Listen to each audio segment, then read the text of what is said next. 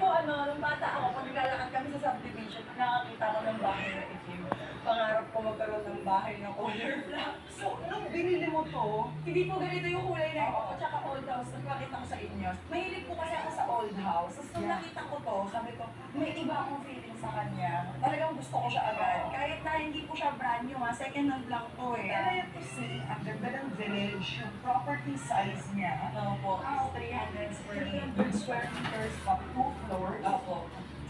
Yes, na. Oo, magaling sa pera. Hindi, ano lang, tsagaan na para sa pangarap. So, ano nga lang, hindi ka maluho. Maluho din po, pero syempre kailangan unahin yung mga priorities para yung mga luho mo. Oo, nagpupunda. Nagpupunta dapat. Alright, sige po, pasok po tayo.